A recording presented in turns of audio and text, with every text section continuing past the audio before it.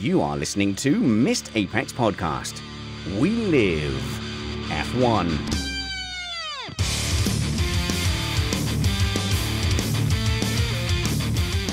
Welcome to Missed Apex Podcast. The title of today's show is Please Abort Your Attempt to Make a Decent Podcast. And that was from Hub Hendricks on Twitter. Runner-up was Toon, who says, Spanners, it's producer Steve here. Please abort this podcast before the end of the empirical hour. And in dead last place for title of the show contest is Mike Stoner with Ain't No Verstappen Now.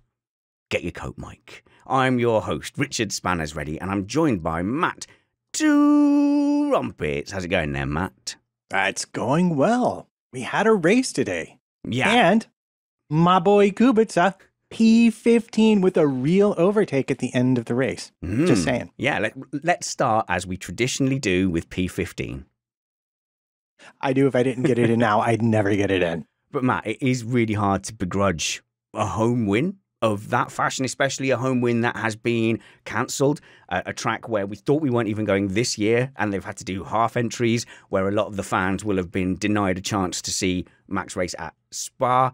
It just feels like in the context of the season and the history of F1, the correct outcome happened today. That was the way the story was written.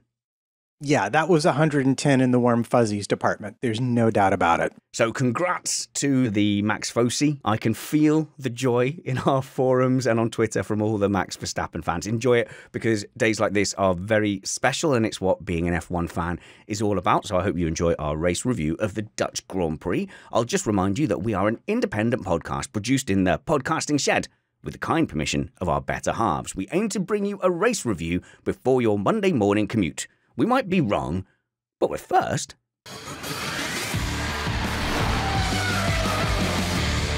So it's not just me and Matt. We're also joined by Alex Vangeen. Hello, Alex.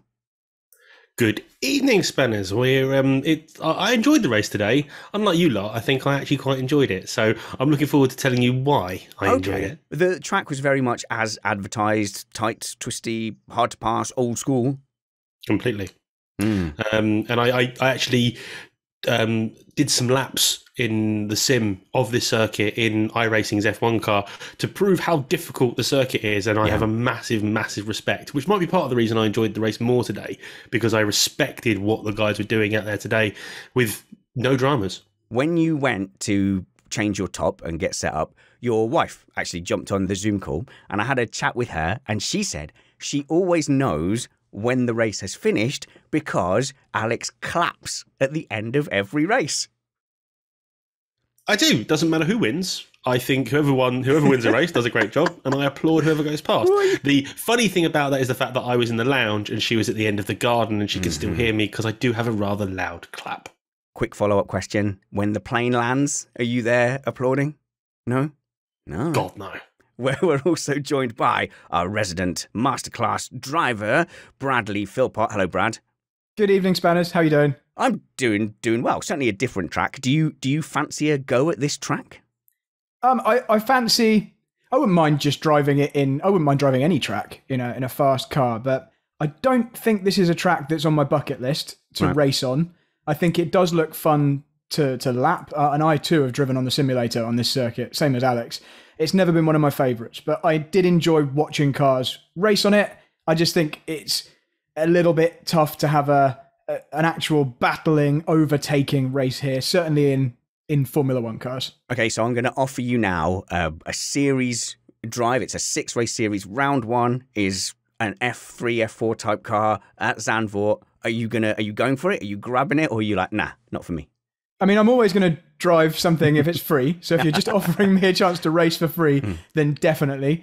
But I'm not going to go out of my way to go and have a race here in a single-seater. But I did enjoy watching other people have to do that. And that's your panel, Matt Trumpets, Alex Vangeen, and Brad Philpot. I just want to make a general observation that it's kind of been building up. A thought has been building up over the last couple of years watching Formula One, which is the broadcasts are focusing more and more on the front end battles and then anybody who's doing an overtake. So today in general on the TV coverage, and I assume everyone watching gets the same pictures, there was actually very little coverage of the strategic battles, say, between the Alpines or Gasly and his strategy around the Ferraris. It would only cut to them if there was a specific overtaking chance.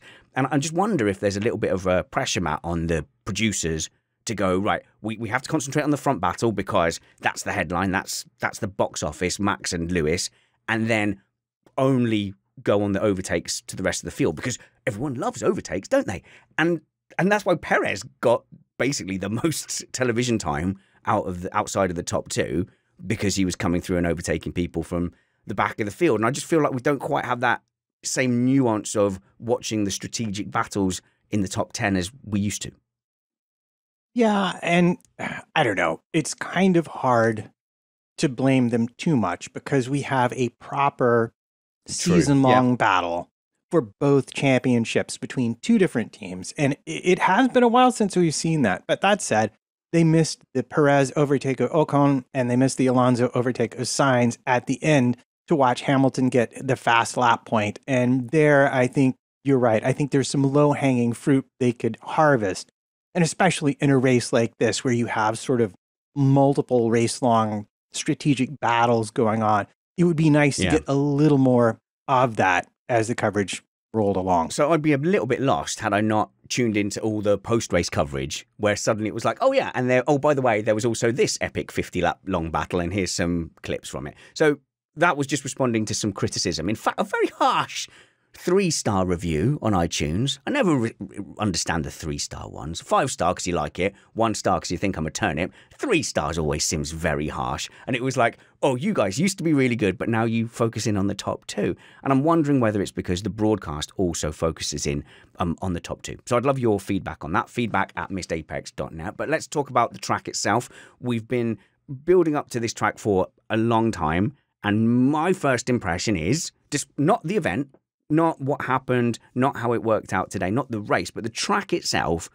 To me, Alex, I'm finding it hard to justify in my mind that is a quote-unquote proper F1 track. I see what they've tried to do with the banking. It's interesting. I'm not in a desperate hurry to go and have another race there. It's like a really fast Monaco in the sense that it's tight, it's twisty, but by God, it's fast.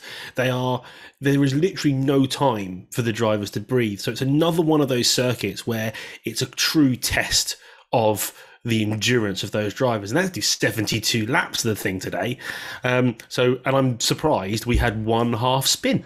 Yeah, but we could also, we could watch them do burpees, couldn't we? And, look at that test of endurance. But it's not like great racing, is it? But it's like we saw Latifi do in qualifying. You'd have that tiny little touch of grass, and he barely touched the grass when he binned it in qualifying. And then he's in the wall, and to not do that is really difficult on a track that has no tarmac runoff. It's all gravel, it's all grass.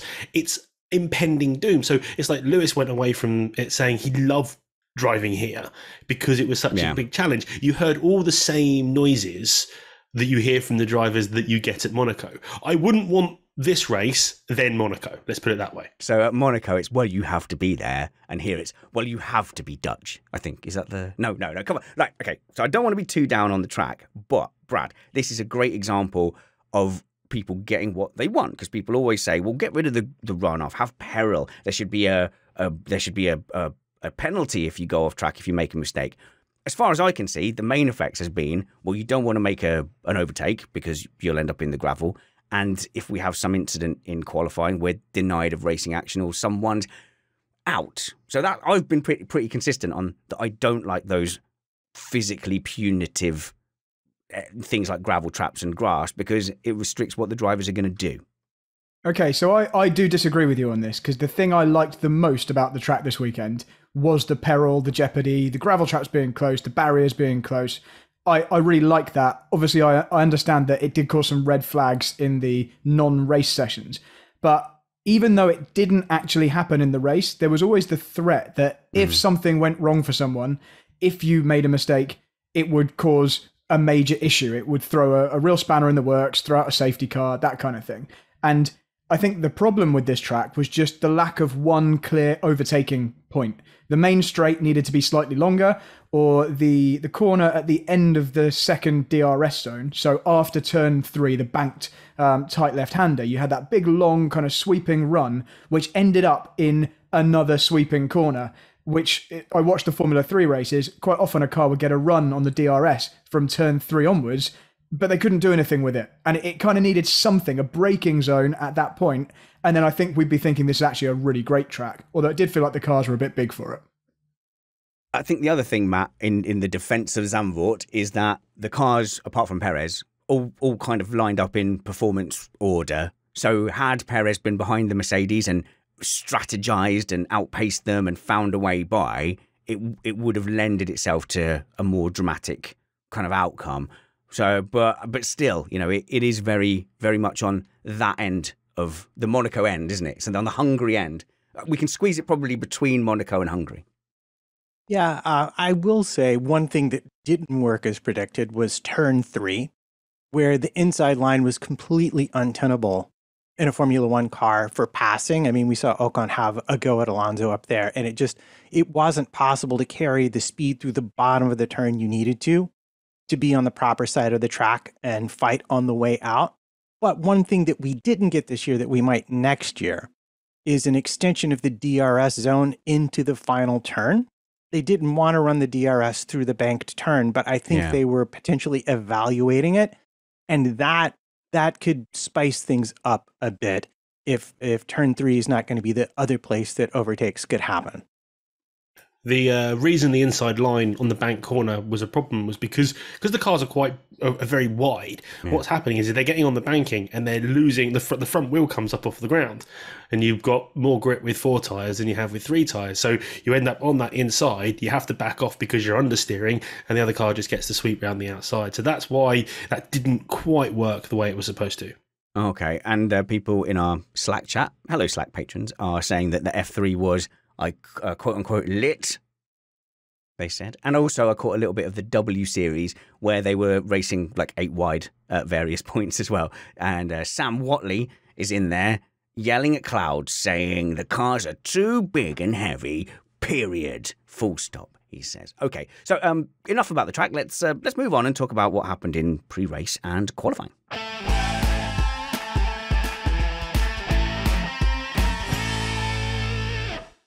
Well, I think the biggest feature of the track, Matt, was the smoke on the crowds. I know the Dutch fans love their smoke, but I don't know if this translates to you as an American. But if someone set off smoke next to me in a stadium, I would be tutting so hard.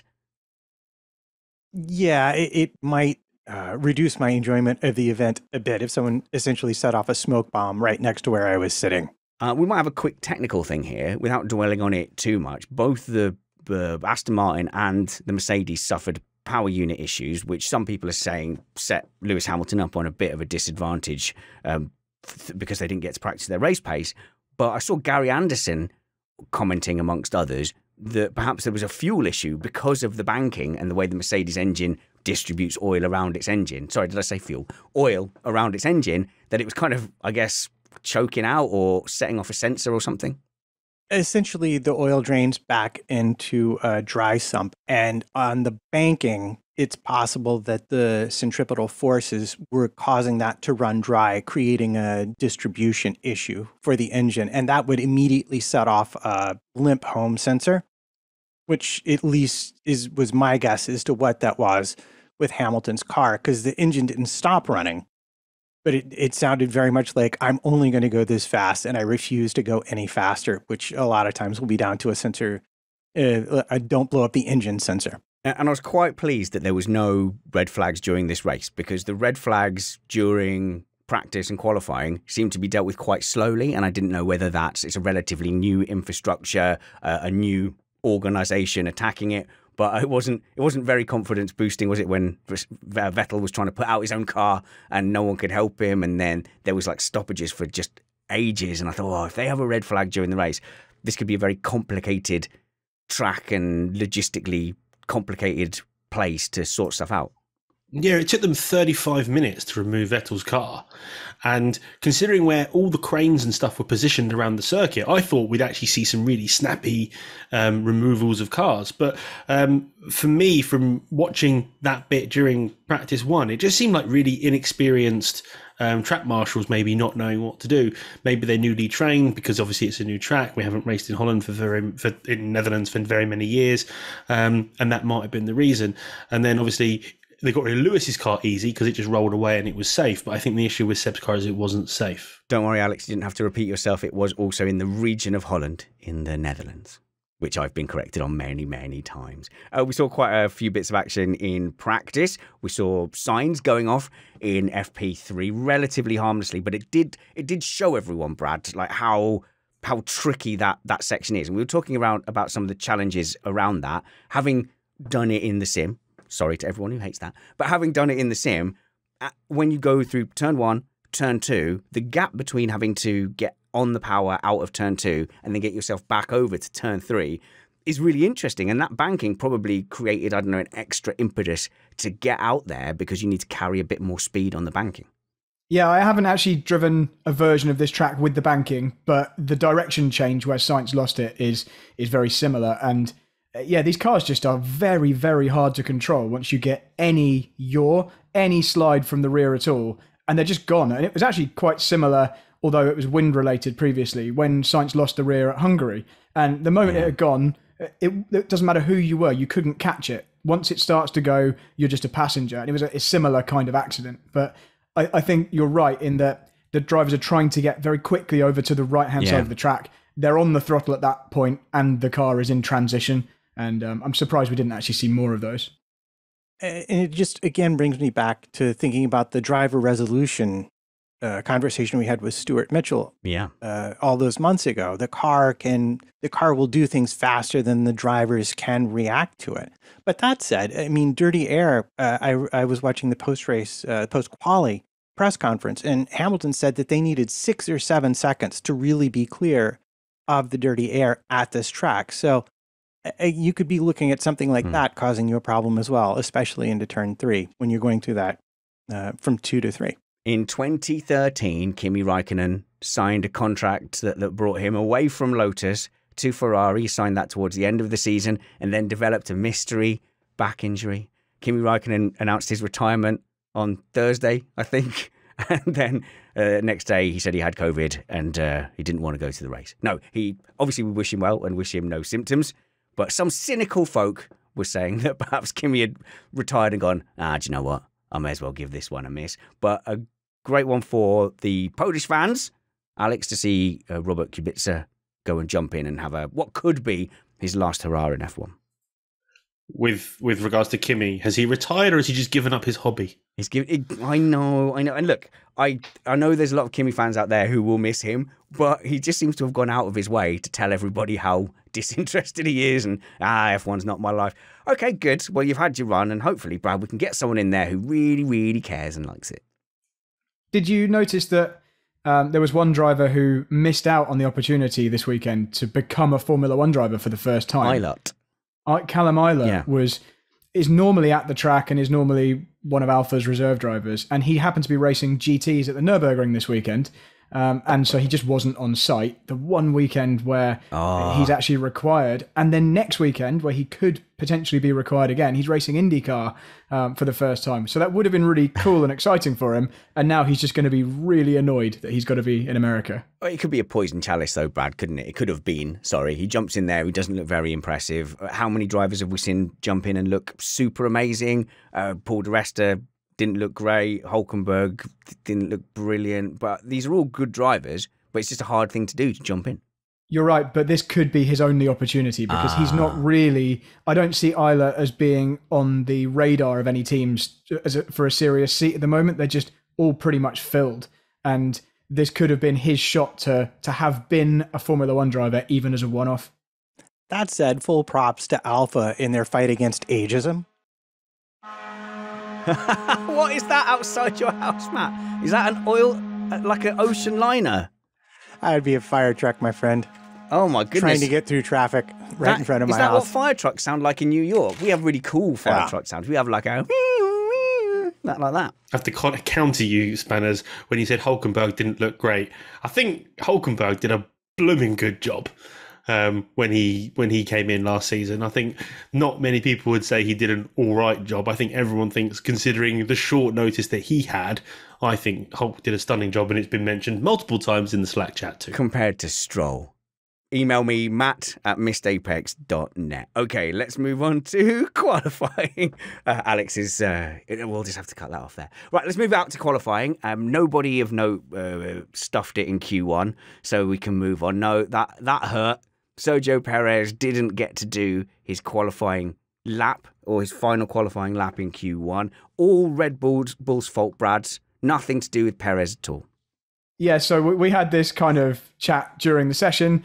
He did miss out on his second run, but none of the other top drivers needed one. He was in a car which was comfortably the fastest in the right driver's hands, so he should have had more than enough gap to just sail through Q1 with one run, despite the track evolution. So I know Red Bull messed up the timing a little bit there, but that is another example of Perez not quite performing as he should be. I feel you. I feel your point. And yeah, we've long said, qualifying is not his strength, and it's been a bad run. There's no denying that it has been a bad run for Perez the last few races. I don't think that makes him, people are like, burn him, get Gasly in there. I don't think the last few races where he's comfortable, he knows he's got a contract, and he's sort of maybe over pushing or over driving, as we've said in previous shows. I don't think that negates him as a good driver, and we should write him off yet. It has been a difficult run.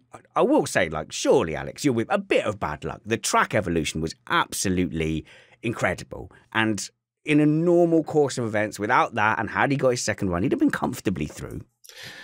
Bottas, Hamilton, Max, all got their runs in and got the right time in without any issues. Red Bull did let him out a little bit late for that second run, but that's why they go out there and do bankers for the first run. So, Perez is not doing himself any favours in qualifying at the moment. He did really well in the race today, but that was kind of, he had to kind of do well in the race today. Otherwise, it would have looked terrible. But no, I'm not hugely impressed with Perez at the moment. I was impressed with him the first few races, but he's not as good at the moment as he was earlier in the season, which is odd because you expect him to get better. I'd still put Gasly in that seat. Matt, be less mean than them. I will be less mean, particularly about the Q1 incident. Yes, you are correct. He did not quite put in a lap that was good enough to make it to Q2 on his first attempt. However, Red Bull certainly thought that he did, and he was the last driver in the queue, and they got him out, and having gotten him out, they were like, you should speed up a little bit, but they never said, you should probably floor it from here, as he had a 5 or 6 car, he had a very nice gap to the car in front of him, the kind you'd want if you were in a Red Bull in that position. But they should have told him, nah, you just need to be stomping on that pedal right about now, or you're not going to make the checkers. And that didn't happen. I think Red Bull got out a little bit there. Perez, though, you're right. You're right, boys. You are right. Not doing himself any favours, making it quite hard to be a Perez fan. But there have been dark days in the Checo folksy before, and there will be glory days ahead yet to come. So now, let's slag off drivers that you two like. All right, let's see. Who's the most Norris foci? Who's the most Russell foci? Brad, you were wrong about Norris. You said he's brilliant, and he really struggled all weekend. And actually, all through practice, all through qualifying, just didn't look quite on it. Yeah, I was interested to see that because this is one of the drivers who has quite recent experience at this track, albeit without the banking. And maybe that was crucial. Maybe the banking did catch a few people out. And that line through turn 3, you had to be comfortable with it. You had to have your car set up to deal with it properly. But Norris was not particularly quick this weekend. I'm going to let him off because he's been really, really good up until this point. And we've been letting his teammate off with being pretty much off the pace for most of the season. So I think one slightly off race for Norris is okay. And he, again, was a driver who didn't get his second qualifying run in and could potentially have got into the top 10 with that. Okay, so now let's slag off a driver Alex likes. Russell binned it in qualifying. He's going to need to sort that out. He's going to need to get those out of the way, because if the announcement on Tuesday morning goes the way we think it's going to go, he's up against Lewis Hamilton, who doesn't tend to bin it from qualifying and ruin his qualifying session and start at the back of the grid. He did himself a favour, to be honest, with that binning it in qualifying. Tactical genius. It was absolute tactical genius, because he binned it, he got a red flag, and then got to start 11th, which, if you're not qualifying in the front 2 rows, is the best place to start. So, yeah, listen, you could tell he was pushing mega hard, as you have to with that car. But I think they were really struggling with the wind direction changes, and it was really causing both of them issues, which ended up causing both of them to bin it into the barriers during qualifying. There is so much good feeling towards George Russell that when he crashed, I can't remember if it was Rosberg or Button, but on the commentary on Sky, they went, I think it was Button, they went, yeah, but he was doing really well on that lap until that point. And Brad, there is just such a wave of positivity with George Russell. Everyone seems to be just wishing him well. And I'm scared that we're cherry picking a little, which is why when there is a mistake like this that will be costly in a championship fight, I want to talk about it.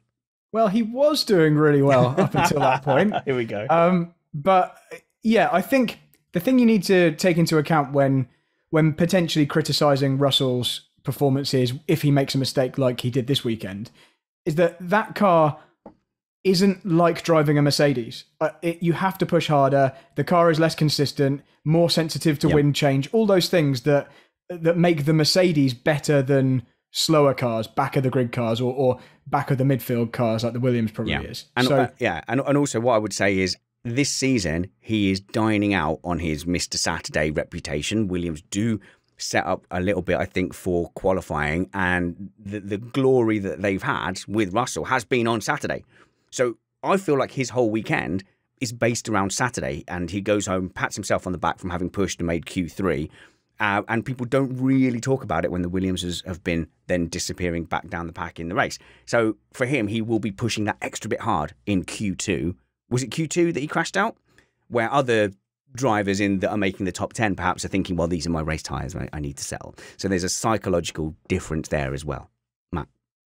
Well, I was going to say, if we're going to be really nitpicky about it, I think Latifi was the one who brought the session to a close. Russell crashed, but actually managed to get his car back to the pit lane and repaired. He's so good at recovering the car after he crashes, isn't he? So brilliant, Russell. So good. Okay, where are we going? We're going to the race. We've got to half an hour, and we've not talked about the star of the weekend. So let's talk about where the race was won and lost.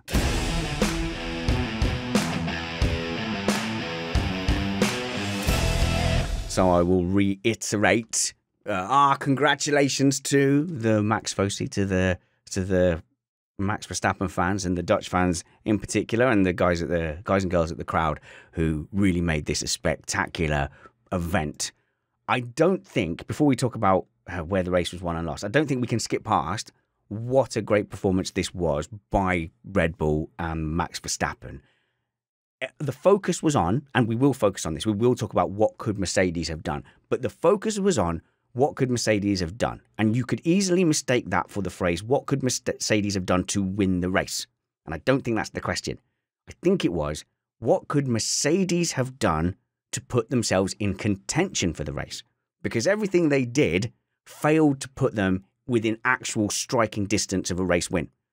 Max Verstappen and Red Bull were sat up front, doing what they do, pushing hard, managing the race, waiting for that killer move from Lewis Hamilton, from Mercedes, from Bottas. And it never quite materialized, because they were on such good form, and Verstappen barely put a wheel wrong, half a lock-up, I think, on lap 50 or something like that. But when we talk about what Mercedes could have done differently, it has to be in the context of, we never saw Red Bull's plan B. We never saw what they had up their sleeve, and I think it was possibly a more convincing win than it may have appeared. But I mean, Alex, I look, Vangeen, so there's bound to be some bias there. The package, the whole package was supreme, and the incredible pressure Max Verstappen must have been under. You would not for a second did we get a hint that any of that was getting through that helmet. That, first things first, that Red Bull was planted from the second it left the pit lane. So Red Bull team did their job wonderfully. We've seen this before, though. For other drivers going to their home races, they totally fluff up their home races because they're inundated with media and different things with the fans, and it gets to them and they lose the occasion. It's very common with Daniel Ricciardo. He often complains he has too much to do before a race in Australia. And I don't know how much or how little of that Max had to do this weekend, but it did not bother him. He looked chilled, he looked composed, he didn't make a mistake, he didn't put a foot wrong, his start was phenomenal. I mean, that second phase of his launch was incredible. His first lap was Sebastian Vettel from the 2010s onward. It was just an absolute masterclass from Max today. I think one of Max's best performances. Max's and the Red Bull pit wall as well, Matt, because there was some comments coming from Red Bull about what they were defending against and what they thought Mercedes might not do. And I think we'd said earlier in the season, is there a chance that Mercedes' previous success hides failure? So hides some strategic failure. But what might be interesting is that Red Bull know what it was like to be Mercedes today. Red Bull have been in Mercedes' position today many, many times over the last few years towards the end of the season. And it could just be that in this kind of situation, they really do have a strategic upper hand on Mercedes. When it's the other way around, maybe Mercedes are more comfortable. But this way around, it just feels like whatever Mercedes did, Red Bull were going to have an answer. Yeah, you got to say hats off to the Red Bull Red team who get to play the Mercedes strategists in the games that I'm sure they run. Oh, I wonder if they do that. Yeah. Yeah, right. I don't know, but I would imagine that they probably do get some people to pretend to be Mercedes just to run through all the possibilities. But at the end of the day, when you have the car that will win the race, anything the other team does is something you simply don't have to worry about. And when you have a driver like Max in that car, yeah, I mean, this is in no way are any of us going to do the whole, well, Max had a better car. That's not what we're talking about, because in this season, there are races where Lewis has the better car. There are races where Max has the better car, and you have to maximize that. You have to absolutely take advantage. And in this season as well, you can have not the best car and your team can do a strategy, or you can do really well in the rain and overcome that disadvantage. It could almost be the perfect F1 season coming to a boil. But we do have to ask Matt where the race was won and lost. And I will happily tell you that. And I was actually going to apologize myself. This is going to sound like basically a woulda, coulda for Mercedes. No, that's fine. But I've put it in context. That's where Red Bull left them. That's where Max left them. Okay, that's no problem. Yeah. So we can do that. We can look at the context of missed opportunities and how could Mercedes have put themselves in the race. That's fine. And I'm going to start with lap 37, which is not where I normally start. And I'm going to start with Vettel's spin, which maybe a lot of people may not realize was kind of critical to the race, because coming up to that incident, as Vettel was rolling down the banking in turn 3, was none other than Valtteri Bottas, who had to slow down to get round him. And that crucially took him all the way out of Verstappen's pit window, meaning that Red Bull now had a clear pit stop for Max to answer anything that Lewis did. Sebastian Vettel's spin, it was Brad, it's the same as Sainz's kind of, but it was quite a Sebastian Vettel spin. Yeah, I mean, who would have thought before the start of the race that would be the only spin, the only yellow flag, I think, in the whole race? Can't have been. I can't think of any others anyway. It was the first yellow for sure. I think maybe Schumacher went off in the tight final chicane and bumped across the gravel at one point, but really I didn't see anyone facing the wrong way. There were certainly no safety cars or red flags like we probably predicted. So I was surprised that he was the only one that did it. It was pretty harmless for him, obviously a time loss, but it wasn't harmless for Bottas and the Mercedes race in general, as Matt pointed out. I saw Bottas had a sudden time loss on that lap and wondered what on earth had happened. And then we saw the replays and found actually he was lucky not to be in the wall or in the side of Vettel. I wanted to ask you, obviously you're the only one with real race car experience here, but when a car is going off in front of you, it's quite you have a split-second choice to make. Yeah, so you're thinking about, you're not actually thinking at all. Subconsciously, you're processing where that car is going to end up versus where you are able to put your car. Obviously, it would have been nice for Bottas to just go down the inside, but he's already at that point committed to a speed, which means he can't make the inside. So all he can do is go wider than he originally intended to, and he was just lucky there was a car width to get between Vettel and the barrier. Alex, I've got a general rule in karting. When I've got a car spinning in front of me, if they've got their own race suit, I assume that they're going to hit the brakes and stop still. So I go around the outside. If they've got a rental suit, I assume they're going to go careening into the barrier and go on the inside. Yeah, I think that's a good assumption to make, really. In the series that I've done, you've often got many people who I know. So I know the kind of things they will do when they spin, because it's usually the same people that spin. So you know how they're going to perform. But it is a terrifying thing, because you do kind of think, if someone's spinning off the track, sometimes it's good to aim for where they are when you see them when they're spinning, because hopefully they'll then be out of it. But if they decide to slam on the brakes, it could be a little bit tricky. But I think Bottas might have got a couple of grey hairs and maybe lost a year or two off his life for that one, because I bet that scared the life out of him. And with that dispatch, we're actually going to look backwards to Friday. And, we mentioned that Lewis lost some running, and by some running, I mean pretty much all of FP2. Well, as it turned out, that had a critical implication for Mercedes. As a result of that, I am surmising they did not do any running at all on the hard tire.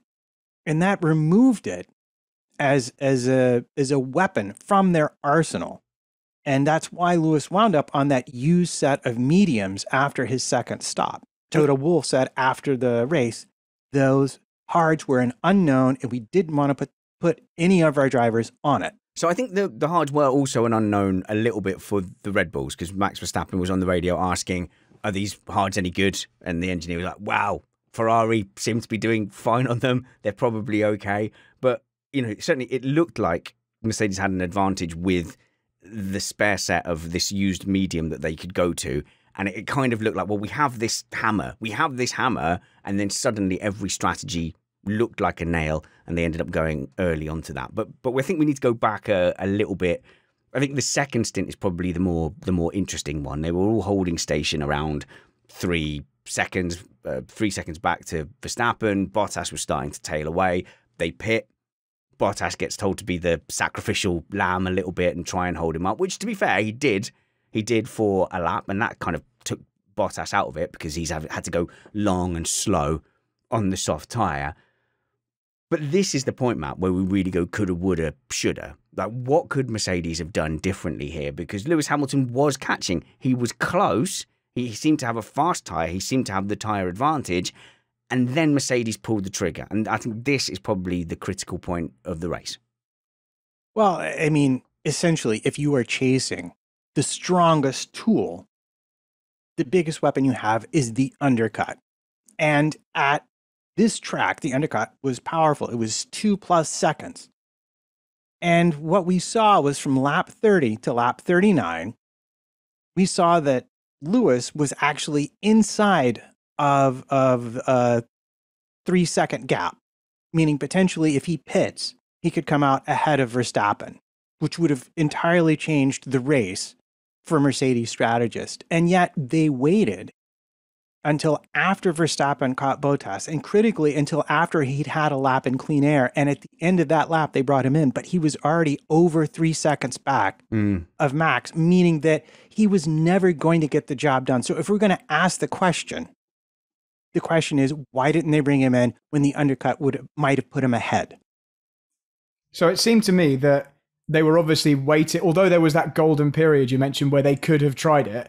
They had this tool of Bottas waiting to potentially hold Max up. So I think they were waiting for a guaranteed hold up lap for Max so they could definitely get out in front of him. But what happened, or what it certainly looked to me happened, was Lewis caught some traffic at just the wrong time. And he went from being within a couple of seconds to Max as they were approaching Bottas to just before Max caught Bottas, Lewis got broken up in traffic and the gap went back up. He started to close it back down again because Bottas was so slow in front of Max, but the window was kind of missed at that point and he wasn't within touching distance at the point where Max caught Valtteri. So that's what it looked like to me. It was kind of just bad timing with the traffic.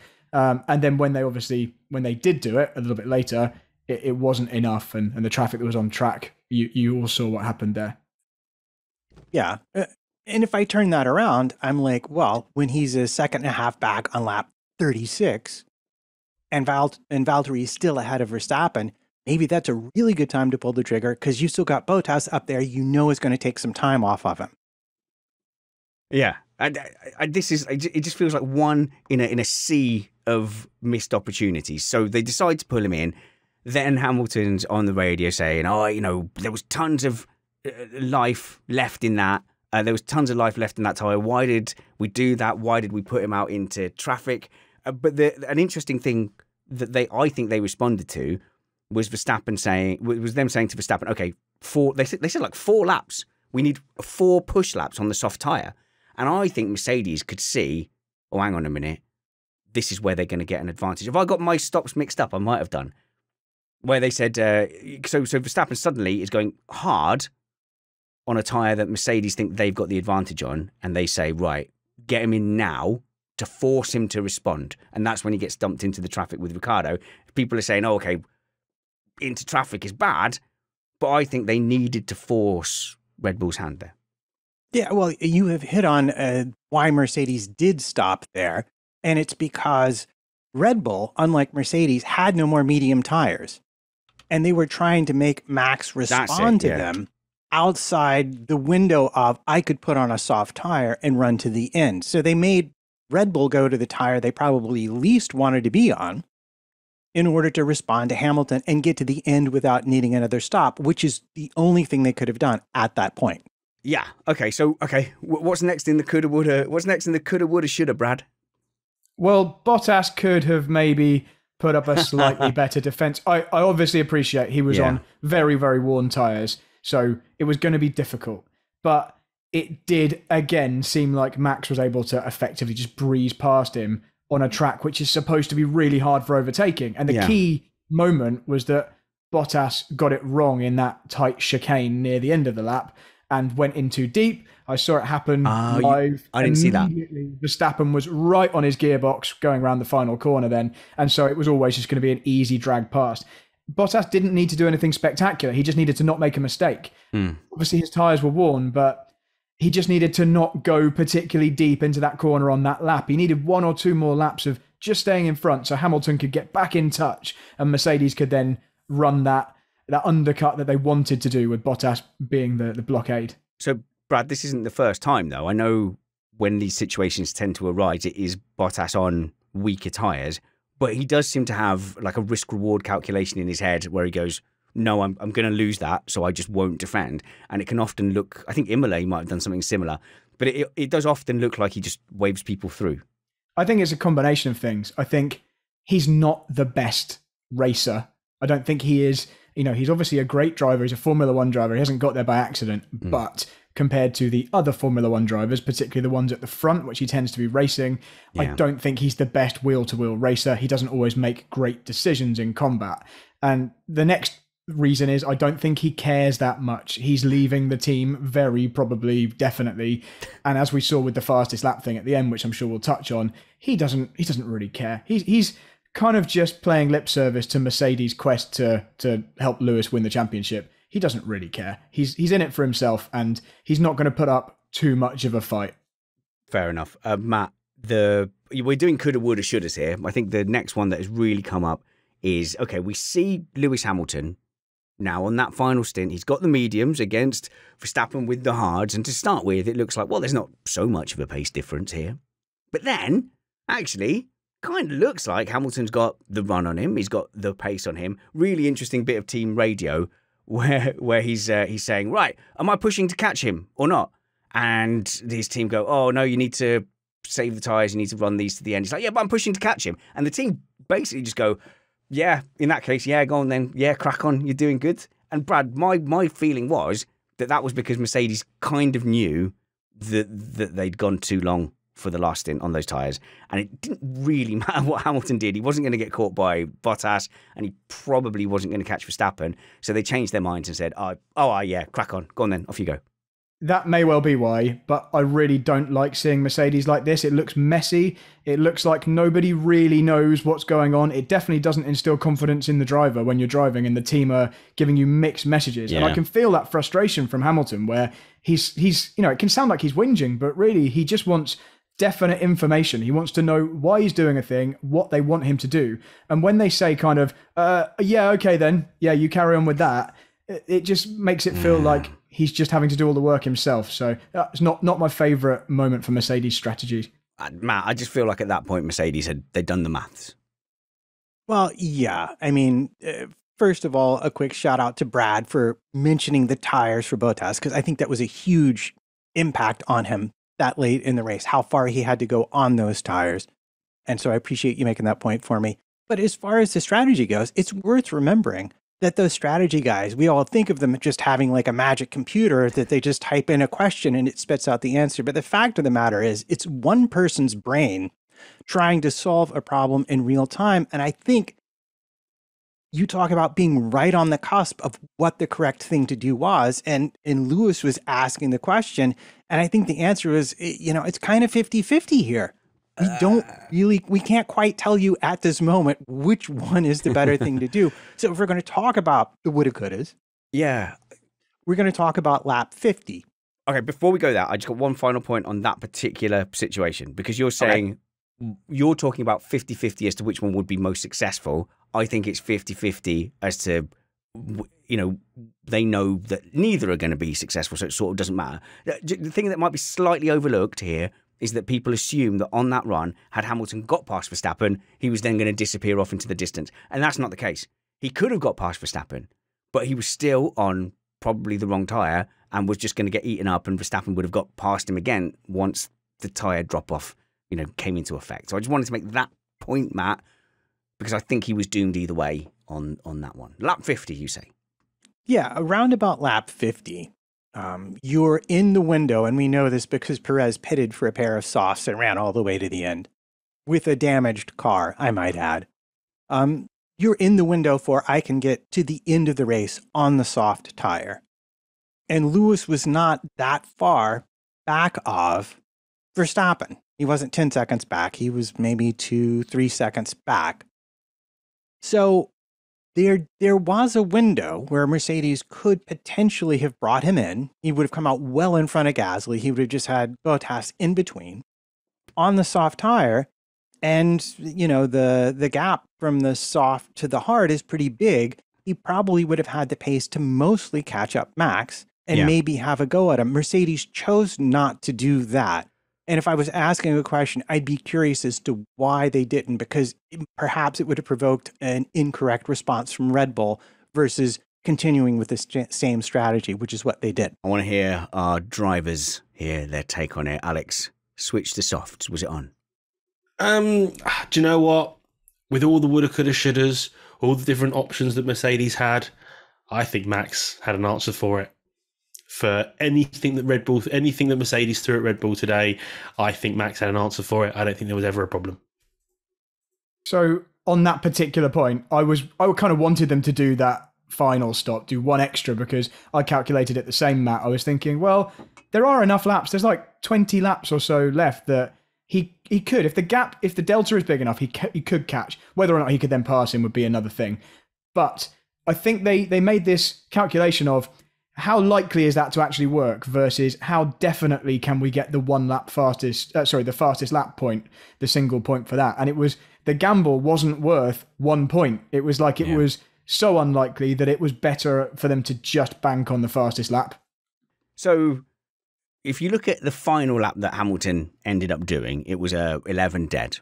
And during the race, when they were on the mediums, they were circulating around low to mid 13s. And then Max, I think his final lap was a 14, but really they were staying kind of in the 13s as well. So on the surface, you look, Matt, at that fastest lap and you go, well, that's the best part of, 3.5 seconds there. 3.5 seconds times 10 laps is 30 seconds. Maybe they could have given it a go and it would have been really old softs versus really old tyres towards the end. We've certainly seen that strategy work. But, we're not there with the information. Is that a genuine missed opportunity? a shot to nothing, as they would call it in snooker, or is Brad right? Just you see that point and you go, well, that's the most likely gain here. Let's be 6 points down, not 7. It's not the most thrilling, is it? It's not the most thrilling strategy. Yeah, bird in the hand, I think, is kind of the decision they made there. It would have been more thrilling on the TV had they done that. I would have liked to have seen Lewis having a proper go at it. I'm sure Lewis would have enjoyed having a set of soft tires to play with. I'm sure he would have done. But I think at the end of the day, Brad probably has the right of it. They took a look at the situation and realized that even if he did catch him, he was very unlikely to pass him with the state the tires would have been in at that point. And it was better to hang out and grab the extra point they knew they could get if they didn't force Red Bull onto the soft tires to defend. I think this is where we circle back to me and Alex's original stance here, which is whenever Mercedes did try a thing, whenever they said, right, we're not saving tires, we're going to go and put some lap time in, there was a message to Max. And, they're like, well, Lewis is up to his time. Oh, he's up to his time, I see. Oh, okay. I will also up my time. And they were just able to do that. So whilst there was drama in the background, I do think that Red Bull and Verstappen particularly had this in the bag. Just want to have a quick conversation about the fastest lap thing. Alex, how are you finding that? Because I cannot be arsed with it. It's like, oh, they're all coming in to get the extra point, and we're robbed of the possibility of the last lap. What if Hamilton had just stayed that 3, 4, 5 seconds behind, and Max had a slight wobble in the last corner, and we've just stunted the race by 2 laps by doing this fast lap rubbish. I'm done with it. It totally takes the pressure off. I mean, I like seeing them go for a fast lap because it's quite fun to see it battled out throughout the race. But when they just go, meh, not going to win now. Yeah. I'm going to go and box. I've got a big gap. It does take a bit of the shine off because you're right. Lewis could have been putting pressure on Max. Not that I thought that Max was feeling any pressure today, if I'm brutally honest, but Lewis could have put some pressure on Max, and Max might have made a mistake, and then he probably might have been able to win the race. I don't think it was going to happen, but that's the racer instinct in me would think, I'm not going to disappear because 3-5 seconds isn't actually that far if somebody makes an error. So it's that case of just push on and push on and push on. But with regards to Bottas taking the fastest lap when he was explicitly told not to, because he was being put out of the way of Lewis Hamilton because for some reason they want to do the same thing for Lewis.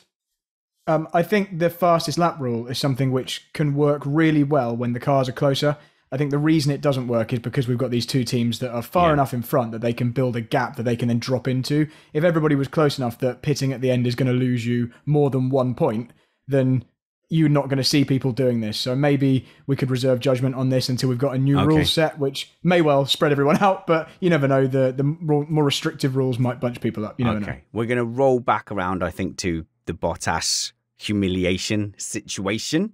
I think we're going to roll back to that. We're going to do towards the end of the show as well the state of the title, because I think we are in just a fascinating seesaw here. And I heard some reaction, and I don't blame Red Bull or Max Verstappen fans for getting excited, but we will roll around to that. I think we do need to look at the midfield, and it's unfortunate that the TV coverage didn't catch some of these amazing battles. But Matt, I mean, if you look at the midfield, the best of the rest, it's Gasly versus Ferrari, and boy, that lad. We keep talking about it on here. Every time we hear from him, it's because he's doing something amazing, aggressive. He's taking the race by the scruff of his neck, and it is very hard to make the case that he shouldn't be doing something better. But look, he's leading a midfield team that is fighting manufacturers. He's in a pretty good place, isn't he? He'll be going home this weekend, and he'll be having a party. He'll be all right. If you said to him, would you rather be at Alfa Romeo or Alfa Tauri, I'm pretty sure I know which one he'd pick. I mean, let's face it, the reason we didn't hear more about Gasly today is because he had possibly the world's most boring race. He started, he was faster than the Ferraris, he pitted, and he ended up in 4th place. I mean, that was pretty much his race. There wasn't a lot of excitement to it. But the whole weekend for AlphaTauri and for Gasly in particular was it was stunning, because they had been struggling, and something about this track and their car and the Honda power unit, I suspect, really just worked, because he said they had race pace they did not expect to have. And so much so that I think if you look at Ferrari, when he pitted, they just were like, yep, we're never going to catch him. So we're just going to keep on doing what we're doing and hope that we stay ahead of everybody else. Gasly's impressive, Alex. Yeah, I'm struggling for the fact of why they had to go to Perez and why they didn't put Gasly in. Since they dropped Gasly, he's become an entirely different driver. His performances have been fantastic. You don't see many mistakes or many errors from him. He stays out of trouble. He qualifies well. He races well. And he's young enough to be someone that can push on. And, did have Red Bull made a mistake re-signing Perez and not putting Gasly in that seat? I think so. I've made this point before, but I think the Gasly of today is not the same driver that left Red Bull with his tail between his legs. He's now a race winner, multiple podium finisher, has proven to himself that he isn't rubbish. He actually is very, very good. He's taking the fight to Ferrari and McLaren kind of on his own without having to rely on a teammate setup or anything like that. Yeah. It's not like Tsunoda's doing all the legwork. Nope. Gasly is forging ahead and very much leading that team. And he, unless you look at it through the lens of he's already been to Red Bull and it didn't go very well, if you just take that out of the picture and you just look at his performances, there is no reason he wouldn't be back in that car except that Adrian Newey has a personal problem with him because they fell out. Yeah. And he rubbed some people up the wrong way. But he's changed. I don't think he's the same guy as he left that team as. Okay, Sandra in our Patreon Slack chat just said because he fell out with Newey. And I've heard various things about this as well. And it might have been an early attitude problem, right down to the fact that he announced that he had a seat with Toro Rosso before he said it, didn't he? Like he publicized it and then he suddenly didn't get the seat. And it feels like they kind of punished him for being outspoken on social media. So there might be some kind of personal grudge there, but it does look like he is the team leader at AlphaTauri, Alex. And this is a place where he could forge a reputation, just make himself impossible to ignore. And then all of a sudden Ferrari go on then, giz it Gasly. And then he's suddenly got a shot at a title in 2026. He's a young man. Well, the entirety of Slack is shouting that he's going to go to McLaren when they get bored of trying to wait for Daniel Ricciardo to speed up. Oh, okay. Which I don't see Gasly getting back into that Red Bull seat. No. I don't think they have, regardless of the fact that Adrian Newey isn't massively involved anymore as much as people think he is, and I've got that on really good authority. So that wouldn't be an issue anymore. But I just think they've fallen out of love with Gasly, despite how good a job he's currently doing at the moment. And I think he needs to get away from the Red Bull family. And I actually think he'd be a great fit with Norris. Okay, I'm going to disagree with you there. I'm going to say that if they brought Gasly back to Red Bull and it went as badly as it did the first time, his career would effectively be over. And you can say a lot of things about Red Bull, but we're hearing rumors about Albon trying to get a Williams seat. They do look after their drivers, and I think they're trying to look after Gasly. The question is, where would you send him? I mean, AlphaTauri fighting for P5 right now, Ferrari, McLaren are the only two teams, or Alpine, which I guess with Alonso is going to be locked down for another year or two now, are the only other possible teams that would be playing in that same ballpark. I think they're just going to wait to see what happens next season and try and land him in the best team that they can. I think Red Bull are just shooting themselves in the foot by being belligerent about it. I think, personally, I have no doubt that he would do at least as good a job as Perez is doing this year, and if not better. And I think people underestimate just how much maturing and just getting better happens when you are in Formula One for more years and you've got experience in, as a team leader and kind of rebuilding yourself and being a race winner, let's not forget. Okay, Perez has won 2 races, but whatever. Let's move on before I get too triggered with all this Gasly's brilliant talk. Fine, Vangeen wants one more shot. Even though both of them were gifted to him. But Ooh. I'm going to play a bumper while I chill out.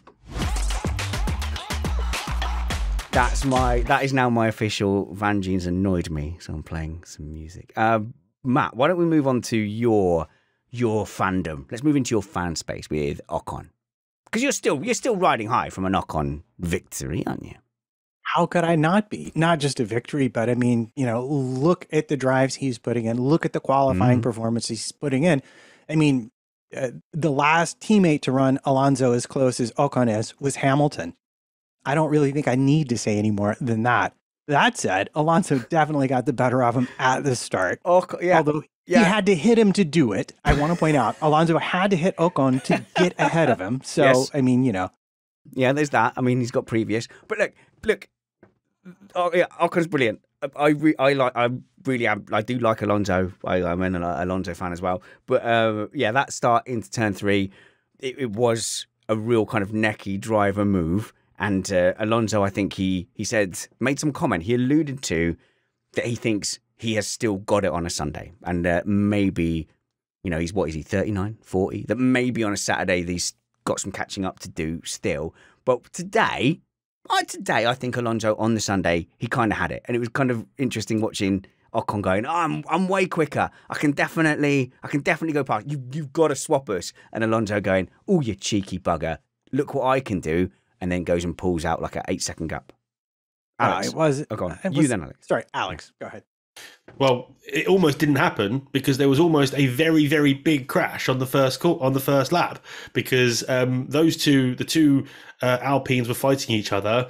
Ocon ran Alonso off the road, and then Russell hit the back of Alonso. That could have sent Alonso sideways and taken out everybody. So they were very lucky to get away with that. And then, I did find it comical that it was the typical, I'm behind my teammate, I can go faster, and then Alonso pulled 6 seconds away from him. Well, what was interesting, I think it was Giovinazzi actually that hit Alonso because he picked up some oversteer on the way down to turn between turn 4 and turn 6 on that long stretch under DRS. And that actually let both Ocon and Ricciardo by Giovinazzi and pretty much ruined his race. But it was interesting, and I did have the thought at the time, I was curious as to why Alpine didn't at that point think about splitting strategy. If Ocon wants to go fast, let him go fast, hit him early to stop him. And let Alonso run the one stop, which clearly, I mean, he had a 10-second gap to the Ferraris when he came in, and he absolutely ate Sainz up the entire rest of the race once they were on the hard tire because they had the medium tire and it was an advantage. And frankly, had Ocon not encountered some ill-timed blue flags near the end of the race, it would have been a push for Perez to get by him as well. So interesting psychology with Alonso. He's definitely doing I'm just an old racer. I'm doing my best. This Ocon, he is so good. And I just, now he's going to be there next season. It's confirmed. Confirmed he's going to be there next season. I think he is building up to like a real aggressive push at some point. I think he is. He's playing his card now. So when things go wrong, it's because Ocon's brilliant and I'm a team player and I'm amazing. I'm just waiting for the for the Alonso of old to start being really pushy. Because didn't Perez and Ocon get on pretty well in the first season? I think this could be 2022. They've long been fast friends after their 2 seasons at Force India. 2022 could be very, very spicy, Alpine. Where should we go? Ferrari. What do we think of Ferrari, Alex? Leclerc, to me, this season, does seem to have the edge. Maybe. Is he still the talent that is deserving of a 5-year contract? Because I think a lot of people thought that Sainz was going in there to be the number 2 driver and settle. And flashes of brilliance from Sainz, but I think today Leclerc did look like the better Ferrari. Yeah, he's been qualifying better as well than Carlos has, and he had the measure of him this weekend. I think Carlos's crash in P3 might have dented his confidence a little bit because having that kind of snap when he's like, he hit the wall, he's like, I have no idea what happened. Yeah, just went. That sounded bad, didn't it? I don't know.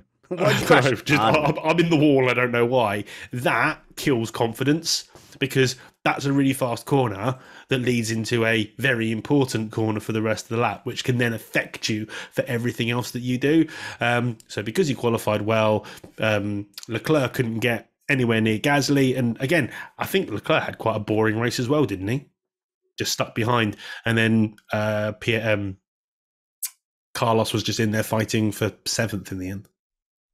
it was actually a really good race for the pair of them till the hard tire went on the car, and Leclerc was able to drive it, and Sainz, for whatever reason, I don't know, whatever reason, he just could not keep up once the hard tire went on. I have a driver question here, so I'm going to direct it mostly at Brad. So Alex there mentioned the lack of confidence when the car just goes and how that can affect you going forward. I wonder if that is overplayed. So completely hypothetically, Brad, if you're in a kart series and you end up completely upside down with fuel and grass staining your predominantly white kart suit, does that affect you the next time you get in the kart? That doesn't so much, because there's a very obvious reason for that. So you're talking about the kart accident I had this year, and so that doesn't affect your confidence because you know why it happened. Someone doesn't always stuff it down the inside and touch your tires and roll you over. Fair enough. It's very, very different when you're driving a single seater and there's just an inexplicable loss of grip that happens, like that hasn't happened before and might not happen again because it's wind direction, or it's just, I don't know, tire temperature, something which you didn't realize, it caught you by surprise, and suddenly you're in the barriers or backwards. That definitely affects your confidence because you can't really point to a reason that it happened and a way you can fix it. The way you can fix rolling in a kart is not being dive bombed by someone into a hairpin. iRacing reference alert. So for those who don't like us talking about iRacing, zone out now. But I had this when I first started iRacing. We were doing the Formula Renault 2.0. That car I couldn't push because every time I wanted to push it, it just snapped on me and threw me in the wall. So I never did that well in that car because I just never felt I could push it because of a lack of confidence. And that's how it affects you. It's a case of you have to overthink everything you do going into every single corner of, if I go in a little bit faster here, am I just going to spin and crash? So I'll back off instead. Thank you. And anyway, sorry, Brad, about the personal reference, but at least as far as I know, you don't clap at the end of an F1 race. I definitely don't, especially not if Verstappen wins. Although I was very happy that he won in front of his home fans. I'm really sorry that I give respect to the person that just won a Grand Prix. I'm sorry that I'm respectful. He can't hear you clapping though. Do you clap at the cinema as well? Oh, it was a good film, that. Well done. No. I've been four times since COVID dropped, since lockdown stopped, and I haven't clapped at the cinema. Oh, well done. You definitely shouldn't have shared your door. He deserved to die and drown in the ocean. That's what Vangeen did at the end of Titanic.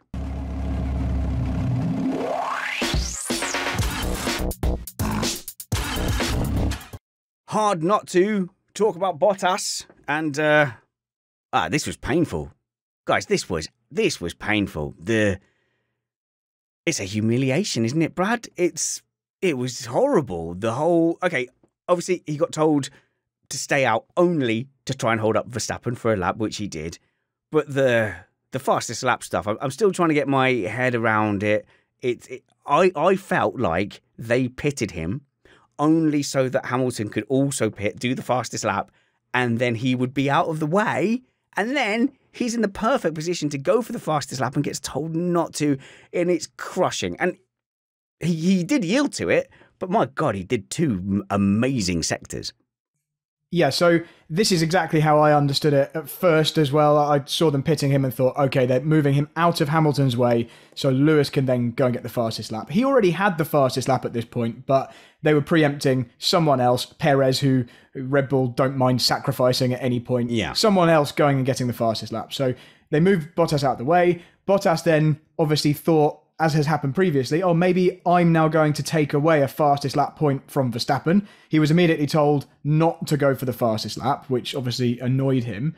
He then set purple sectors anyway, and then ultimately, I'm told, backed off at the end of the lap, but still took fastest lap. Yeah. But I think the argument is that he did a lap which was slow enough that he knew Hamilton would still be able to beat that, but it was kind of just making a point. It seemed to me at the time that he just totally ignored the team order. I didn't see the final sector. I just saw that he got fastest lap. So I just assumed he has given basically the middle finger to the team and said, no, I'm now no longer listening to you. I, someone who is not a professional race car driver, am going to entirely disagree with that. Because if I was a professional race car driver and you put me on the best set of tires at the end of the race when the car has no fuel left in it, and sent me out and said, you may not drive fast for the whole lap, I'm pretty sure I know exactly what I would do. I would drive fast for as much of the lap as I thought I could get away with, just because it's so much fun. I think he was just like, okay, all right, fine. I know I can't set the fast lap, but look, I have 2 whole sectors right here, and geez, these tires feel awful good. And yeah, okay, I'm looking at my dash, and I better slow down now. So I'm going to slow down because I know I can't take that point away from Lewis, but at least I got to have a little fun. So I know Welsh people are generally dissatisfied by Bottas's performance, and they love George Russell. In 2022, I don't think Mercedes are going to be able to say that to George Russell, whatever position he's in. I don't see George Russell playing ball. We are expecting an announcement early this week. And obviously last week I said my prediction was they would keep Bottas because that's what I would do. And I still can't see the argument. George isn't going to play nice, Brad. He ain't. I disagree. I think that he has everything to lose by not playing nice. So I think in that position, he would do the opposite to Bottas, and he would, if he found himself in that exact position, which I don't think he's going to be that far off the pace. Let's see next year. Mm-hmm. But I think he would do exactly what he was told, fall very, very much in line, especially to a direct order from James Vowles. And I don't think you'd have seen him setting those purple sectors either. I think he would have just, if he's out in front of Lewis winning a race, that's a different story. Yeah. But if he's in the number 2 role and the championship is looking like it can only go one driver's way, I think you'll see a very respectful and a driver who will listen to orders. Quick comment there in the live chat from Jose, who says, "Oh right, the micro vibrations message to Bottas was amazing." I'm more than happy to go, I think that was a lie. Yeah, I just wanted to add that Hamilton fast lap was a second and a half faster than Bottas. For anyone who thought he might have been pushing boundaries, he wasn't really pushing boundaries. That wasn't even close. Okay, well, I think we're getting towards the awards part of the show. Firstly, I just want to know what you guys think of the championship standings and where you think we are. Because obviously Red Bull, very dominant here. I think they did have the better car. They had the better package and they had a driver that was absolutely on fire. And obviously there was I think Lewis possibly did not do enough to make up the deficit that he lost on Friday, Matt. That put him at a disadvantage and he didn't catch it up. So Red Bull here, you can't argue, looked like the better package. Where do you think that is going to be going forward? Because Max is leading the World Driver Championship again, right? Yeah, Max is 3 points up. Red Bull or what? I have the chart. I can tell you they're about 10 points back in the constructors. Oh, okay. In fact, they are 332 to 344, 12 points back in the constructors, but Max is leading by 3 points. Look, the advantage of the cars has been track specific all season long. Mm-hmm. That is not going to change. It's going to come down to the drivers, and it's going to be felt in the margins. It's going to be won in the margins who makes the fewest mistakes, who takes the best optimum advantage when they have it, as to where this championship winds up. I'm thinking Monza is going to be kind of an interesting counter to this. We also think it's pretty certain that Max is going to have to take some sort of engine penalty at some point. So that'll either be if he has something go wrong during a practice session, he'll do a qualifying session. Sorry, he'll have he might start from the pit lane or just take that 5-10 place grid penalty, depending on what components need changing. But it is literally, I can't call it because there are so many tracks coming up towards the end of this season that could favour either either car or either driver. And I think this is going to go all the way up to the end. Okay. Oh, we've got a quick game to play. How could I have neglected this? Sorry, guys, it's going to be a long show. If you need to go to bed, if you need to go to work, don't stop in the car park waiting for us to finish this show, because I think it might... Look, we did a 90-minute show for a 2-minute race last week. So I think we can all agree that is, 45 minutes per lap, Matt. So I think for this race, 75 laps. That's loads of minutes. So we can... Loads. We've got time. If you're considering enjoying the whole of this show, why not also consider supporting us at patreon.com/missedapex. The link is in the show notes below. The more you support us, the more we can do. And we try to give you little incentives to do that. So once you've already said, yes, I want to support an independent content creator, then we try and make it worth your while.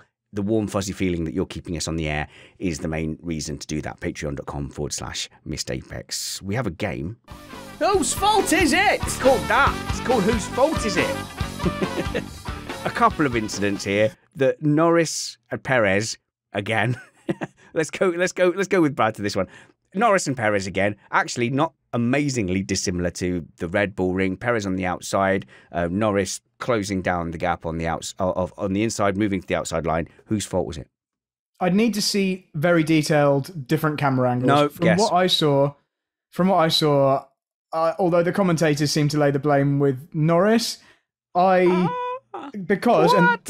the reason I disagree with them is their reasoning was, well, Perez was ahead at the corner entry, and my position is, well, he was nowhere near ahead at the point they made contact. He touched his rear wheel. So I think Norris had kind of won the corner by that point, and Perez was just trying to chance it round the outside and stayed there. Okay, so Perez was ahead at one point in the braking zone. Does that mean if you're in the inside car, you can just give up on the brakes, get your nose ahead, and then that means you're entitled to the corner then? Even if it's compromising like your line into the corner, even if it means it's drifting you out into the outside car? You can do whatever you want. But I don't think that's really what happened. I just think Perez tried to go around the outside, and just because you happen to be slightly ahead at some point, I mean, Norris was ahead at the previous corner, so does that mean it just that doesn't fly? What matters is their relative positioning at the time they make contact. Okay. So at the time they made the contact, Perez was there and Norris was moving towards the outside. So does the fact that a car is there in the space Norris is moving into, does that not come into it? Yes, but I actually don't think that's what really happened. When I watched Perez's onboard, it looked to me like Perez was turning towards Norris. Perez could have been quite a lot wider at that point, but he chose to move towards the inside at the point where Norris still had left more than a car's width to the outside. And it's that initial contact that then seemed to force Norris on a trajectory wider. The front right of Perez touching the left rear of Norris kind of pushed Norris to the left. It pivoted his car around, and that's why there was then a secondary contact. And from Norris's onboard, it looks to me like he will have been surprised by the contact, like he will have thought Perez would have backed out by that point. This doesn't happen often, but I'm disagreeing with Brad when it comes to this one. Yay. And I'm going to lay the blame at Norris, and I'm not going to lay the blame at Perez, which again is completely against my MO. But the way I saw that was two cars went through a corner side by side. Both cars need to give each other room in their respective parts of the circuit. And from my point of view, from the onboard from Norris that I saw, Norris kept coming across. Perez was on the red and white. He could not go any further across, otherwise he was on the grass, and Lando hit him. That's the way I saw it. I saw that, and I thought Lando was getting a penalty. Interesting, Brad. The two times that Perez and Norris have come together has been when there's been gravel on the outside, because so many times we've seen the Verstappen move where you just shut the door on the outside and the outside car goes, oh, fair enough, I'll jump into the runoff area, like Rosberg always did with Hamilton. But when there's gravel, you can't just run off. I think a car on the outside, a car that's trying to go around the outside and overtake, needs to think a little bit more about what's actually possible for the inside car to do. Because if you force someone to be on the defensive line, you know they're on a less than ideal trajectory, and they're going to run wider than they would have done if they'd been on the ideal racing line. And I think quite often people try and go around the outside and they just assume that the car on the inside is capable of leaving them room when perhaps they're not. You've been very consistent on that. That's exactly what you said for Cops with Lewis on the inside. You said Verstappen moved him to a place where he could never take the ideal line. Therefore, you have to compensate for that. Alex made that same point. Alex, you look to be raging against our chat room. Somebody in the chat room, I'm not going to name names, has said Norris was on the racing line. I don't know how many times we have to reiterate this. When two cars are side by side through a corner, the racing line does not matter. It doesn't matter if you're on the racing line. If there is another car there, you can't take that line because there's a car there. I mean, regardless of the fault of this incident. Norris wasn't on the racing line because you don't enter that corner from a defensive position. That isn't the racing line anyway. But he definitely was on the high ground, which the inside of a two-car battle tends to be. And I just think Perez wasn't far enough alongside at the point they made contact to demand full room. That's just my point of view. But I don't think anyone should get a penalty, and I think you can argue it both ways. Oh, no, absolutely. We're just doing it for the sake of the fact that there was very little contact to argue about, so why not have a row about this? Well, because what could be more fun than me agreeing with Brad and saying that Norris was ahead? Norris was clearly ahead on the exit of the turn, and that's where, if you're going to say driver A should start to yield to driver B in that position, I think Norris had the better of it for that reason. His front wheels were ahead, and he had claimed the advantage on the exit of the turn. And even having that advantage, he'd left Perez a full car's width on the pavement. I agree with Alex because it fits with my preloaded bias in that situation. What happened with the Haases, Matt? What? I saw Mazepin out, and then I never saw any replay. I never saw what happened. And what happened? Are we talking about the race, or are we talking about qualifying? Oh, no, social media? Are we talking about the fact they won't stand next to each other in photos anymore? I mean, what are we talking about here? It's so amazing. Like, they hate each other, which is kind of brilliant. No, I was going to skip past qualifying. I didn't care about that. But yeah. So like in qualifying, Mazepin's like, he broke the rules. And like Schumacher's like, well, he's slow, so whatever. That's pretty much it. Amazing. Yeah. Okay. So what happens is we're into lap 1 of the race. And Schumacher's behind Mazepin, and for whatever reason, completely catches him up into lap 2. Is running him down on the straight, or maybe into lap 3, I forget. And Mazepin just moves over and absolutely smashes into Schumacher's front wing. Like there's nothing to be done about it. He moves completely over on him and hits him.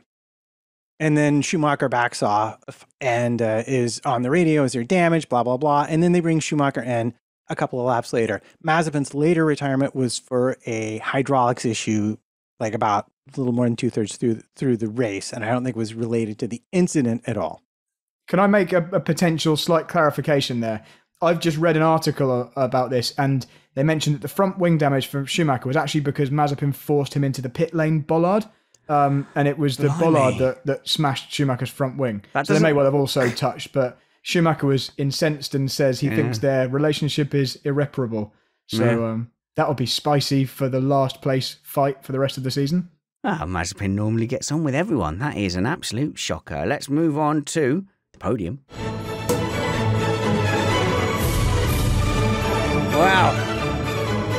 That was not a fantastic race to be Hamfosi, although we did get to see Mercedes being put out of their comfort zone. They had a 2-1 advantage, which Bottas seemed to yield, and then when he came back into the fold, he was unable to take full advantage. We saw perhaps a rope-a-dope from Max Verstappen and Red Bull. They just danced and moved and pivoted and pirouetted off into the distance, whilst Mercedes was swinging punches, left hooks, uppercuts. I don't know many boxing terms or moves, but Red Bull just moved aside, danced around, waited till they were tired, and then pushed them down to the floor. I think we were treated to a good event. I keep my skepticism of the track and whether I would want to go back there again. However, there's no denying that for the massive Orange Army and the flood of Max Verstappen fans in Formula One, this was an absolutely epic and momentous day, and it will be one that I think will go down in history and be remembered in history as well. It is, however, just one battle in what I am starting to sense will be one of the best seasons of Formula One I've ever watched. So I am looking forward most definitely to Monza, and let's see if we can get another home victory. I'm only kidding. It will be Verstappen or Hamilton. Let's give out our awards. The first thing we do is stay super positive.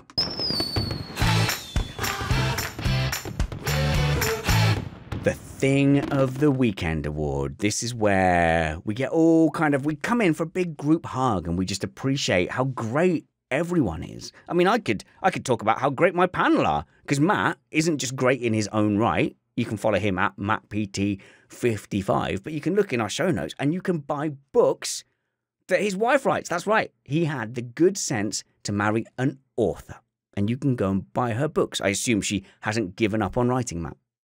No, she has not given up on writing, but she is currently engaged with her entirely other career, which has just started back up after, costume design on Broadway. Yes. Which is also very interesting and exciting. I messed up. I married a singer who doesn't get royalties for most of her albums because she took a fee. So yeah, well, I could tell you all my singer jokes later on if you need them. yeah. So don't bother buying my wife's albums. We don't get any money. You can follow Alex as well at Alex Vangeen, Vangeen, and he's like, oh, I'm totally into racing, but also here's a stream of me flying a virtual helicopter.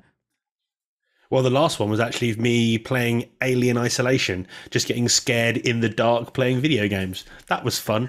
But I did just put a video up, which was about this particular circuit, me driving this car, the F1 car, around this circuit, or the old version of the circuit, to show how difficult it is. Short 8-minute video. Go and watch it. You get to see me crash and tell you why I think it's really, really hard.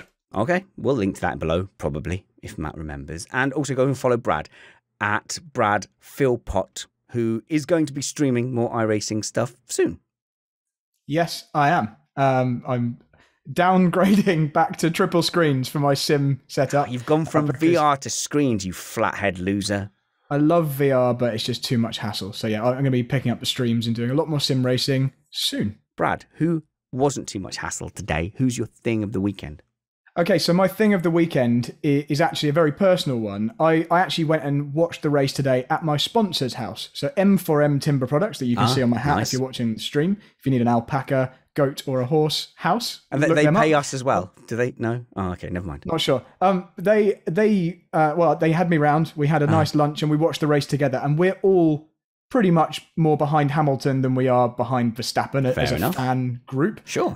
My sponsors particularly so, very, very much Lewis Hamilton fans. And Martin and Emma, I think, actually still pretty much enjoyed the race, even though not that much overtaking happened and Lewis didn't win, because it was still pretty intriguing and it was kind of nice to see Verstappen win in front of his home fans. Agreed. So my thing of the weekend is that I still really enjoyed the race, despite it not being the result that I might have wanted. Yeah, you're a bigger man than me. Vangeen, what's your thing of the weekend? Max Verstappen. I cannot put a single bit of fault towards the performance that guy put in this weekend. I've already said it earlier in the show. Through practice, he hit the track running. He was fast straight out the box. He didn't make any mistakes. He didn't go off. In qualifying, he nailed it. He still got pole despite not having his DRS open when Lewis put out a really good lap and actually could have stolen it from him. Still without DRS, lost about a 10th and a half without that DRS, and then nailed every single lap of the race. Not a run wide, not a lock up, nothing. If he wins the championship this year, this is where it started. That was a champion's drive for me. It was a champion's drive. I don't think he's going to win there. I wouldn't bet on him winning the championship. Only because I think Mercedes will have the overall car advantage over the season. But do you know what impressed me most about Verstappen today, Alex, was the lack of celebration. Like when you've got, like Ricciardo, he won a race, was it Monaco? And he was like, this is my time. This is my time. This is me. This is about Ricciardo. Oh, yeah. Whereas with Verstappen, he won the race today, but I think he understood this is one race in a very difficult season. Nothing's won yet. That's what impressed me the most. It was a big, important race, big, important time for him to stamp, and he stamped authority this weekend. That was the thing for it. And it's a case of, I've won. Thank you very much. Thank you, everyone, for coming. Really, really enjoyed myself. On to the next one, because the next race is coming up, could be more difficult. Let's just put this one in the bag, bag the 25 points, takes back my championship lead. Thank you very much. Off the next one. Trumpets. Oh, I managed the second one this week. That's me exhausted. Very impressive. Yeah. Thing of the weekend? All right. I would be tempted to shout out to the crowd, which was amazing. But I saw this, and I'm just going to say, the fact that public transit was so good that only 2% of the entire crowd drove to the race. Oh my gosh. I'm just going to say, F1 trying to make a name for itself as a sustainable sport, that's where they're going to need to be. And kudos to the circuit for absolutely getting that right. That is the worst thing of the weekend we've ever had. You're welcome. Everyone is now worse off for what you just said. And I stand by every word of it. Ferrari! Get my thing of the weekend. two cars consistently up, maximising what they could have done. Am I wrong, Matt? They maximised their performance this weekend. I wish people would stop getting excited every time they went on a low fuel run on a Friday. However, as a best of the rest team, they maximised this weekend. Well done, Ferrari. Yeah, you could have said Norris, who made amazing progress in a no, hang on. No. To me, that falls into the Perez driver of the day stuff. Stop giving... Do I have to yell this? Stop giving driver of the day to people who qualify poorly. Stop it. Because it's like when people kept saying, oh, Lance Stroll, he's so good at lap 1 overtakes. Yeah, because he qualifies 20th. I've got an idea. Let's give him an award instead, and we'll call it the Crypto Award. They're doing it, aren't they? The most overtakes, is it? Are they doing the most? Yes. That's the worst. That is the worst. We're literally... Right, do you know what? When that happens, I'll complain about it incessantly. I'm not going to complain about it before it happens because I'm hoping someone will see sense, unless it's already started. It hasn't, has it? No, it hasn't started already. I don't know. Brad? Do I care? I just wanted to add to the moaning about that driver of the day for Perez, because I know everyone says he did really well, but despite the fact that obviously his overtakes were all because he was in the best car on the grid coming from the back, he also didn't even do that well. He forced them to have an early pit stop because he had a massive lockup and ruined his right front tyre. He actually didn't do that well. And that was passing a back marker as well, who was already a lap down. So, actually, Perez just had a shocking weekend and ended up as driver of the day. Let's stop doing that, please. Okay, good. Well, that was all the positive things. Now we get to be negative just as soon as I can find the button. I can't actually find the button. Oh, here it is. Oh, no, you missed the apex. I thought I was going to have to do it myself there. Oh, no. Who missed the apex for you, Alex? McLaren. They've gone from one of the quickest teams to kind of just being there this weekend. Don't know what they did this weekend. Don't know what was wrong. Don't know what didn't suit their car. But McLaren I've been a McLaren fan for decades. And today was just really, really lackluster. I didn't really pay much attention to them apart from when Perez and Norris were smacking into each other. My missed Apex Award just has to go to McLaren for just a subpar weekend compared to what they have been producing so far this year. Fair enough. Brad Philpot, who was your missed Apex? I don't have any particularly bad ones. Let's just nab Perez because he was just a bit disappointing. So, Perez missed the Apex for me. Trumpets. Well, you've made it hard for me by choosing Perez because you didn't choose Aston, which would have been a kind of obvious choice given Vettel's day. But I'm not going to choose Aston. I'm going to say Williams, and I'm going to base it entirely on their qualifying performance because they had 2 red flags in a single session, and I think absolutely robbed themselves of any chance of points today as a result. Fair enough. And my missed Apex Award goes to anyone with flares. Stop it. It's not big or clever. Daddy, I want a pony. And I want it now. Do we have any ponies? Brad? Christian Horner for moaning that Mercedes might be, and it turns out kind of are, blocking Albon from driving for Williams when they already have 4 seats. Like, if you want this guy to be in a Formula One car that much, that badly, enough to complain about another team not letting him into a third team, then just don't employ people who aren't Red Bull drivers. So, for example, maybe put Gasly in the Red Bull and allow Albon back into AlphaTauri. If you don't think he's good enough to be there, then maybe keep quiet. But it looks like Mercedes are asking for him to be released from his contract with Red Bull before that's allowed. So, a reliable whisper in my ear said 2 days ago that Albon to Williams is done. It is done. And this source doesn't let me down very often. Further to that, go on, Brad. Yeah, does that mean he has been released from his Red Bull contract, or does that mean that a different arrangement? A different arrangement. So this is what I'm getting, and I'm not going to stake my professional career on this or anything because I don't really have much of a career. You're understanding. No, I'm not even understanding. But the thing I have in my ear is basically that it could be Williams moving away from Mercedes and getting in bed with the new Red Bull power unit. Jos Capito is very good friends with Dieter Mateschitz. Yes. I'm hoping I pronounced that right because he's got a rude word Close again. enough. And that when the new engine regs come in, 24, but now 25. 25. That it is going to basically be like a Williams VW Red Bull power unit type thing. And that's why it's less of an issue to annoy Mercedes here. But don't quote me on that.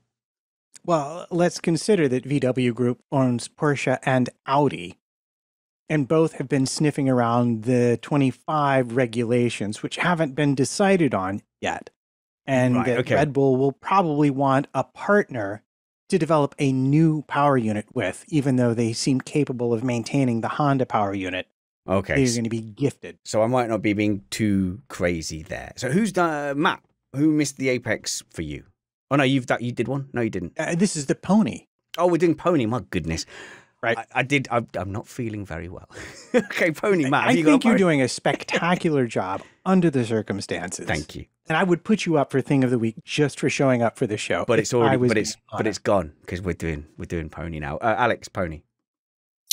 Because I'm bucking my normal trend of like giving Max the best thing, I'm going to put the pony on Lewis because he, again, just complained about tyres, complained about not being fast enough. And there is a part of me that thinks so much of it is code. That I really, really do believe that a lot of the tyre talk, because it's so consistent and the things that he say are the same every single time, part of me thinks it's code. But I'm just getting bored of hearing it. And it's driving me a bit nuts. So I'm going to give it to them. Part of the blame for that, I mean, the FIA or FOM, whoever or Liberty choose to broadcast so many of his messages because it's interesting. I just don't think it's that bad. I know he gets slated for it, but he's not like kicking off. He's pretty calm. And then when you do the interviews, that podium interview you could not ask for a more gracious second place, could you? And he was very gracious. And he didn't get booed by the Dutch fans. I think, first of all, Max won, so they were obviously happy. But I think they saw how hard Lewis fought today, and I think they gave him a little bit of respect for that, and then didn't boo him, which was really great to see. Thank you very much to our live chat room for joining us this week. If you want to do the live chat with us, at the moment it is in our Patreon Slack group, patreon.com/MissedApex. Our $5 patrons can join us in a Slack group where we monitor the chat room comments at the moment. And Matt, I believe one of them is due an award. Comment of the week. Matt, give us your 3 candidates and a winner for Comment of the Week. Oh, Alex has got one as well. Go on then, Alex, you first. I got a few. EJ, when talking about the flares, look at me, I'm Sandy V, smoking flares incredibly, which I really liked. And there was a couple with regarding to the going really well until it wasn't with regards to Russell, which was padunk until it was a disaster. It was going really well. And in the same vein was Wits Vandenberg, and I'm really sorry I've messed your name up, was the Hindenburg was going great idea before it.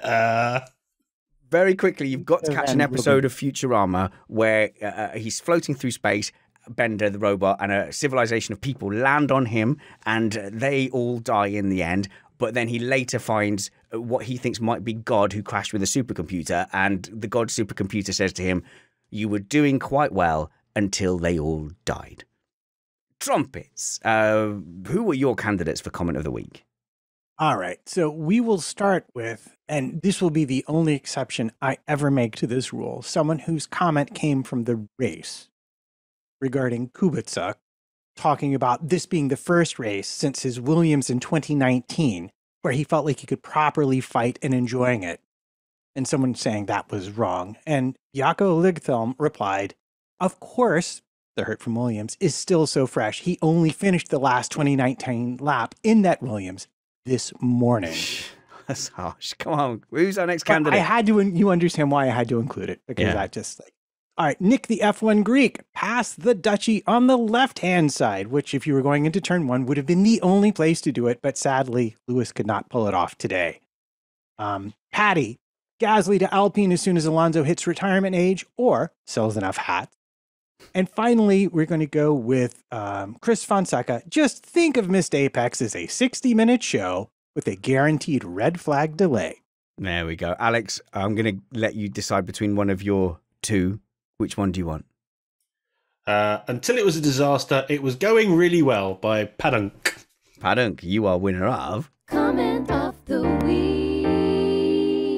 Please do go and follow my panel, Bradley Philpot, at Bradley Philpot. Search for him on YouTube. Same for Alex, at Alex Vangeen, Vangeen. Also search for that on YouTube. Matt, at MattPT55. And his wife, at A Weaver Writes. All those links will be in our show notes below. You can follow me as well. I'm the best one. At Spanners Ready or Richard Ready on Facebook. We will be back next Sunday for the Italian Grand Prix race review, and midweek we've got a nice bits and pieces show that we're going to put together for you. We're going to talk about contract law with Peter Wright, and we're also going to explore the murky world of Multi 21. Good. Well, I hope you follow the show as well at Missed Apex F1, and I hope you'll join us for both those shows. Until next week, work hard, be kind, and have fun. This was Missed Apex Podcast.